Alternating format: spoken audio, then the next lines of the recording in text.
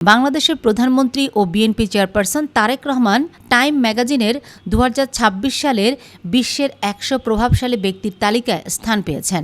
New York ভিত্তিক সাময়িকী Times তাকে লিডার্স ক্যাটাগরিতে এই তালিকায় অন্তর্ভুক্ত করেছে। ১৭ বছরের নির্বাসিত জীবনের অবসান ঘটিয়ে ২০২৪ সালে শেখ হাসিনার পতনের পর তিনি দেশে ফেরেন এবং ২০২৬ সালে ফেব্রুয়ারিতে নির্বাচনে জয়ী হয়ে প্রধানমন্ত্রী হন।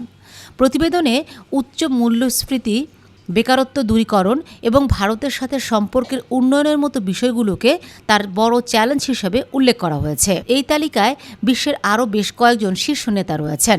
যুক্তরাষ্ট্রের প্রেসিডেন্ট ডোনাল্ড ট্রাম্প, যুক্তরাজ্যের প্রধানমন্ত্রী কিয়ার স্টারমার, ইসরায়েলের প্রধানমন্ত্রী বেনিয়ামিন নেতানিয়াহু এবং নেপালের প্রধানমন্ত্রী বালেন্দ্র শাহ দীর্ঘ নির্বাসন কাটিয়ে ক্ষমতায় আসা এবং দেশের রাজনৈতিক ও অর্থনৈতিক সংস্কারের প্রচেষ্টার কারণেই টাইম ম্যাগাজিন তারেক রহমানকে এই প্রভাবশালী তালিকায় স্থান দিয়েছে।